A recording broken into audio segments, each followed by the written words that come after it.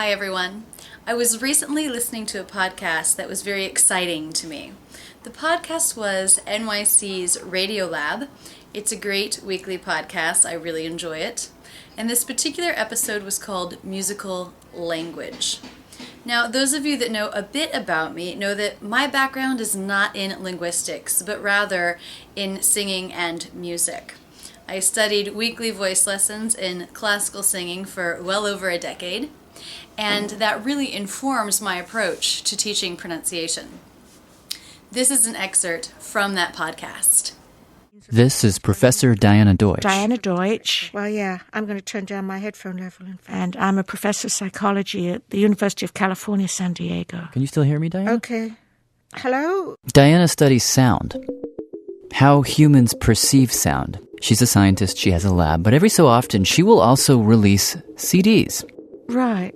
These CDs of audio demonstrations that she uses in her research, and that's why we called, because it was in the production of her second CD that she stumbled onto the weirdest phenomenon. Well, I'll tell you what happened, is that when you do post-production, as you know, of speech, you loop things, so that you can zero in on P's, that sound too loud, you need to unpop, or S's that sound too sharp, and so on. So you put things on loops in order to fine-tune the way the speech sounds. So I had this particular phrase on a loop and forgot about it. What phrase was this? It's a phrase that occurs at the beginning of the CD in which I say, the sounds as they appear to you are not only different from those that are really present, but they sometimes behave so strangely as to seem quite impossible.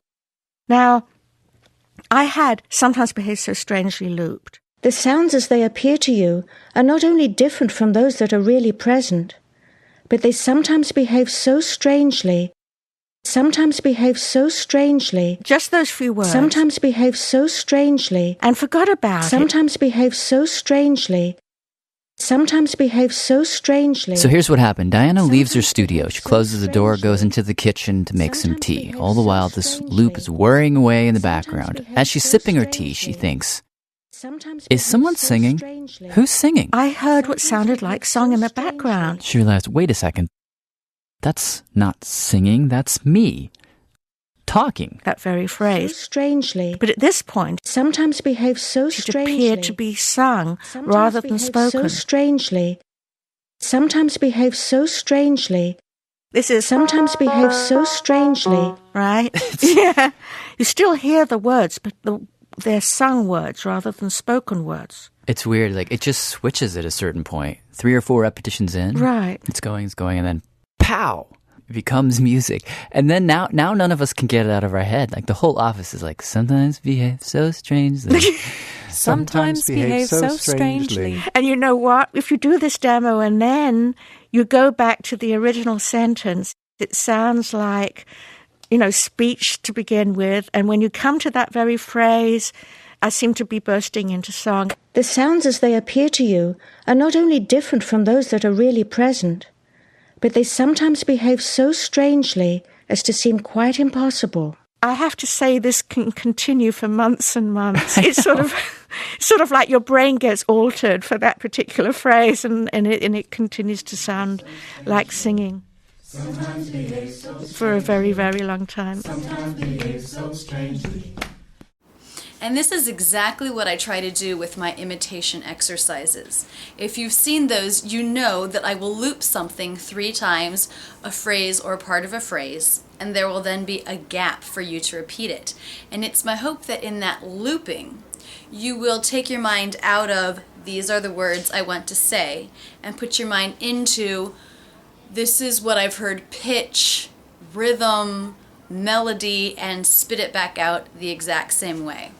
Each language really has its own individual musicality to it. And if you learn all the right parts of pronunciation, but still do those American pronunciation parts within the musical language of your native language, there will still be something missing.